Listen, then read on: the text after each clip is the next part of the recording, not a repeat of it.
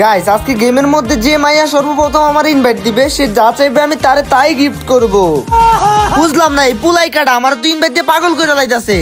ভাইয়া আমি আপনার অনেক বড় একটা ফ্যান, আপনার সাথে কথা বলার আমার অনেক ইচ্ছা ছিল, তাই তো ইনভাইট দিতেছি। আরে তুমি কি মেয়ে নাকি? হ্যাঁ ভাইয়া আমি মেয়ে। বাহ বাহ, তাইলে তো আপনার ভাগ্য খুলে গেছে। আজকে আমি নিয়ত করছিলাম যে মেয়ে আমার সর্বপ্রথম ইনভাইট করবে, সে আমার কাছে যা গিফট চাইবে আমি তাকে তাই গিফট করব।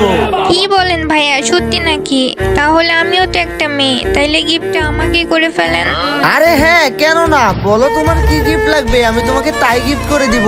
আমাকে আপনি রেজিস্কেটার নামে একটা মেয়ে বান্ডিল আছে, ওই বান্ডিলটা গিফট করে দেন। তুমি বান্ডিলের নাম বলতে অনেক দেরি করছো, কিন্তু আমি গিফট দিতে কোনো দেরি করি নাই। দেখো পাঠাই দিছি তোমার বান্ডিল। ও ভাই, সত্যিই তো আপনি আমারে বান্ডেল গিফট কইরা দিছেন, আমার তো বিশ্বাসই হইতাছে না। লাভ ইউ সাকিব ভাই।